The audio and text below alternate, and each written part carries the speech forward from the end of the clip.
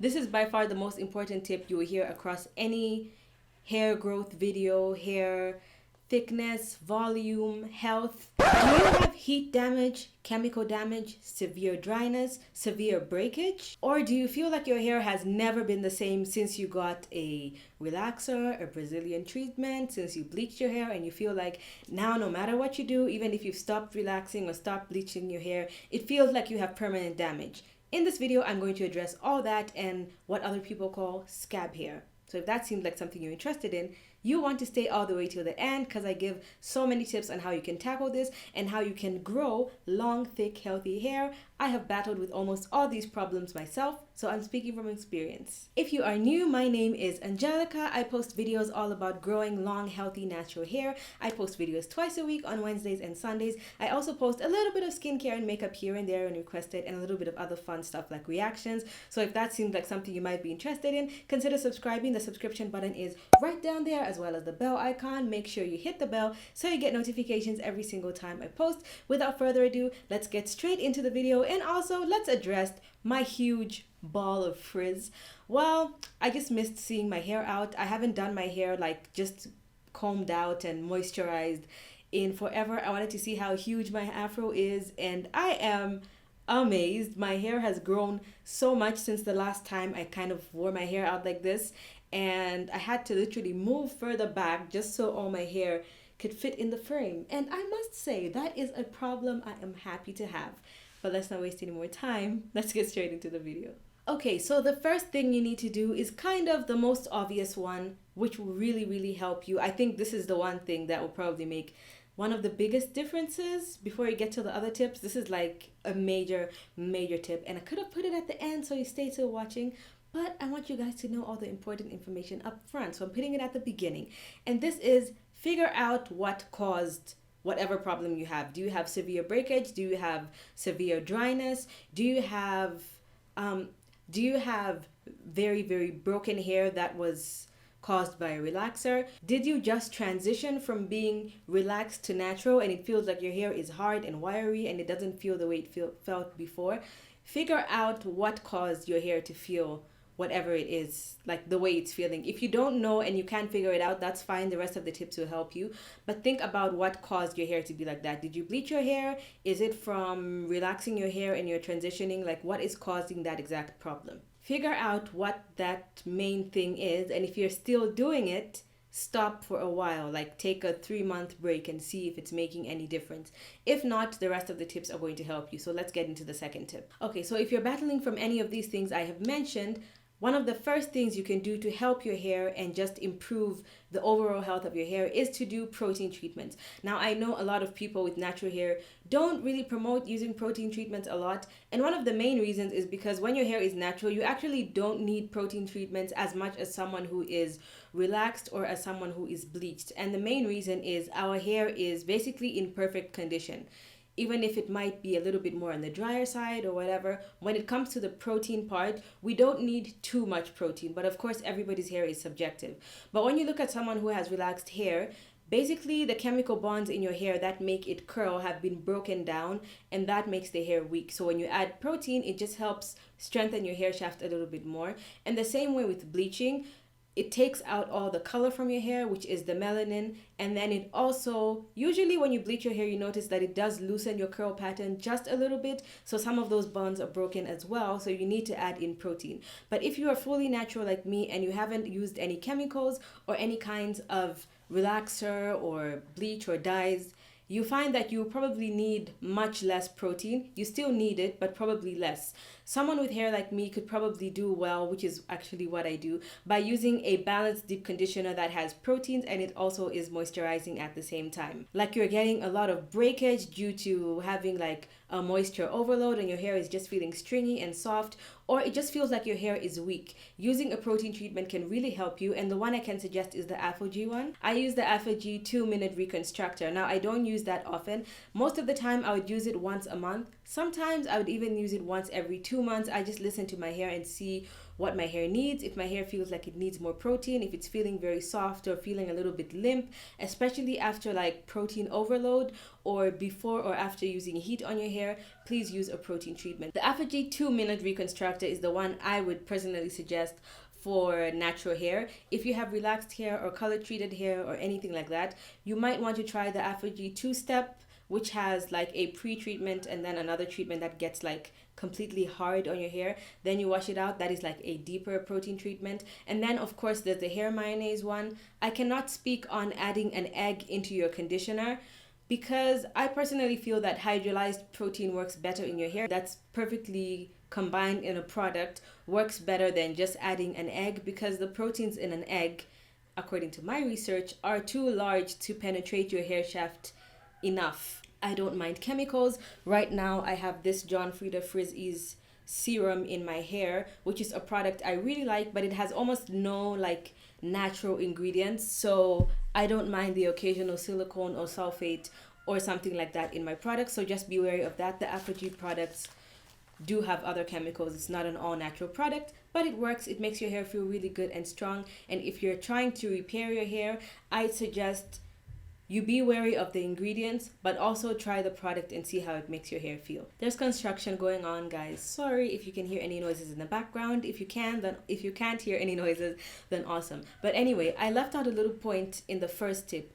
If some of the breakage you're getting is due to a relaxer and you are relaxed and you relax your hair after a specific amount of time, like let's say every 2 months, I'm not going to tell you to stretch your relaxer even more, because if you're not used to dealing with the two textures, it can actually cause way more breakage. But what you need to do is stop overlapping your relaxer. I was relaxed for years and it took me, I don't know, maybe in the last 2 years of my hair being relaxed is when I discovered that you're not supposed to overlap your relaxer. Because even when I went to the hair salon, they would be like, oh, your ends are looking like really frizzy, so we need to make sure that we put some extra relaxer on the end so that it's nice and smooth. No, your hair is frizzy because you're dealing with the two textures and it's not meshing well. When you relax your hair, only relax the new growth. There's no such thing as your hair reverting back. If it reverts, it means your hair was just under relaxed and you're sort of textlaxed. Otherwise, if you relax your hair bone straight, no matter what you do, it's not going to revert. That's just like maybe some humidity and your hair reacting to different products. Never put relaxer on your ends if you already have relaxed hair. Only relax your new growth, which is usually just like 1 to 2 inches of hair. So just put the relaxer in that specific section. And if you want to stay relaxed, you know I'm all for it. I do not tell anyone to go natural or do anything they don't want to do. If you want to stay relaxed, do not overlap your relaxer, because there is a high chance that that is what is causing your breakage. Back to the end of the protein treatment tip. I know I'm going to get this question asked to me a lot, and that is, how many times should you use a protein treatment? Like I said, for me personally, once a month or once every 2 months is good enough for me. Now, if you're experiencing severe breakage like this and you want to use it a bit more, I would suggest twice a month. So every other week, basically, is how you would do it. Do not use this every day or every week, because just because you use something more doesn't necessarily mean it's better. It's the same thing I get with rice water. When I recommend how amazing rice water is and how much I love it, a lot of people start asking, can I use it every day? No. Too much of a good thing can also be bad, and it can cause adverse effects. And the rice water is also another reason why I don't have to use protein treatments too much, because rice water does have a little bit of protein in, and because it's fermented, it can easily go into my hair shaft. So whatever protein treatment you decide to use, start with using it once every other week. And then if your hair starts to get stronger, you can get to start using it once a month. You do not need to use it any more than that, because it's going to make your hair feel brittle and dry, and that will actually cause breakage. So just try and be very careful with protein treatments. Okay, so this third tip is for all you guys who message me or who just say this to yourselves. I did this and now my hair has never been the same. I'm not talking about the little joke of my mom cut my hair when I was 10 years old and now my hair has never grown back. We're not talking about that. We are talking about if you were in my situation where you were previously relaxed for probably most of your life, or you've known what your natural hair feels like and then you relaxed it. Now you've gone back to natural and you feel like your hair doesn't feel the same anymore, like it's permanently damaged. Or you bleached your hair and severely damaged it and now your hair has never been the same. You might be dealing with what's commonly known as scab hair. Now, the definition of scab hair has been a little bit confused, and I'm going to tell you why. So, most people, which is also what I thought scab hair was until I did my research, scab hair is basically the first 1 to 2 inches of hair that grows out of your scalp. This is the definition that I knew of before. That grows out of your scalp after severe damage like a relaxer or something like severe damage after bleach. So if your hair is severely damaged and let's say you decide to do the big chop, right? You cut off all your damaged hair. And then the new growth that comes out is hard, it is wiry, and it's a completely different texture than the rest of your hair, and it feels like now your hair is permanently damaged.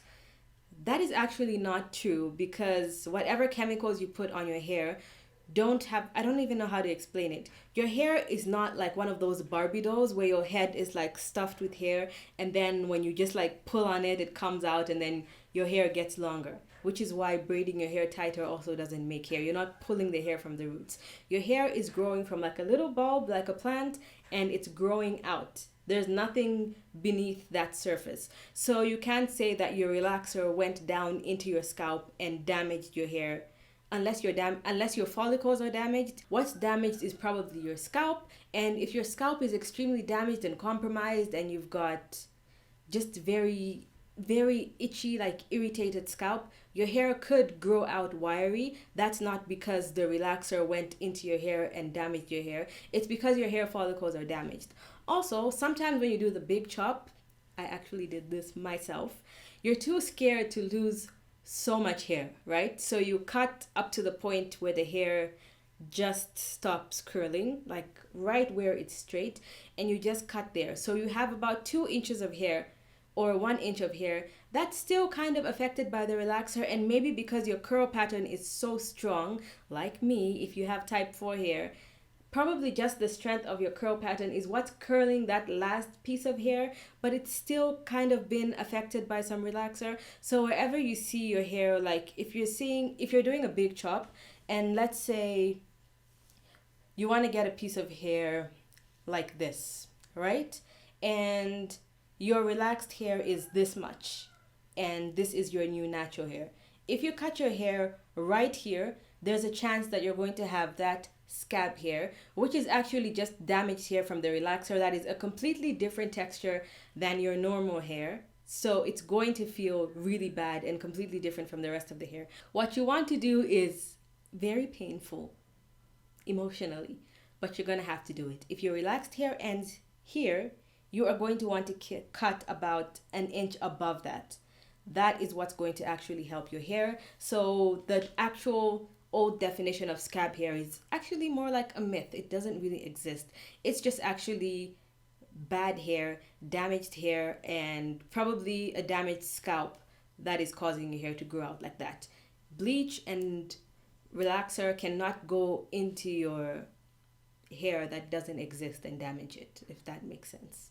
Okay, so the fourth tip might be obvious, but it's really not that obvious because people still have issues with asking like, oh, my hair is damaged. I have like extreme breakage, or I have heat damage. I have damage from bleaching my hair.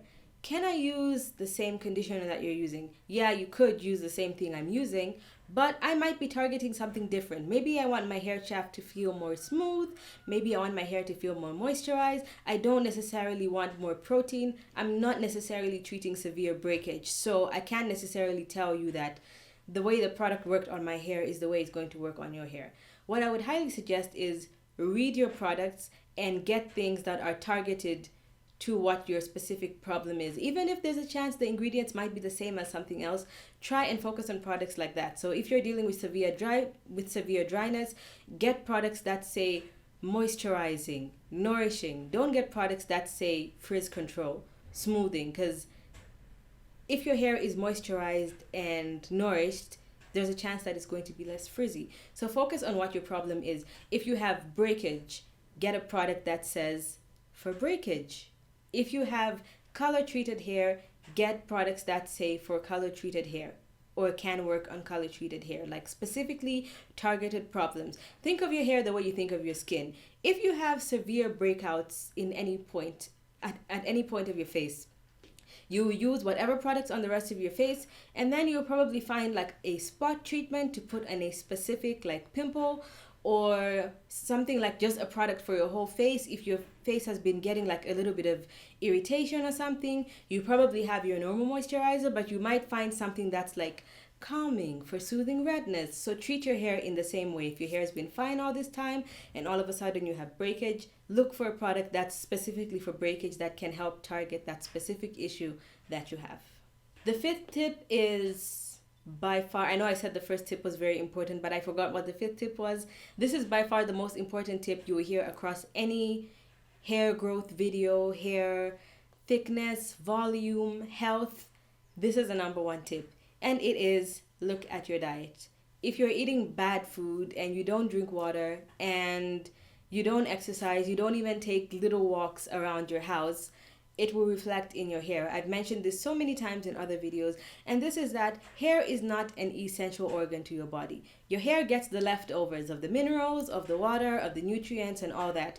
So if you don't have enough in your body's going to be like, I am not going to send protein and nutrients and antioxidants to this girl's hair, because her skin is not working properly. Her heart, her liver is not processing things. So it's going to go to all your essential organs first, and then whatever's left over is going to go to your hair. So make sure you're eating a balanced diet that has protein, carbs, and fats. It doesn't matter if you're vegan, vegetarian, you can still get all these sources from plant ingredients. So make sure you look at your diet, drink enough water, and this is the one thing that will actually make you see quite instant results, like in a short space of time, like 2 weeks. If you just change your diet and you just become healthier overall, your hair health is going to show so much more. As I've started working out more and eating healthier, I can definitely see way more changes in my hair. As you can see, it is growing so much, so fast. So if you want more tips like this, give this video a big thumbs up. Hit my face right there if you didn't subscribe in the beginning. Hit my face here if you want some tips on how to start a YouTube channel.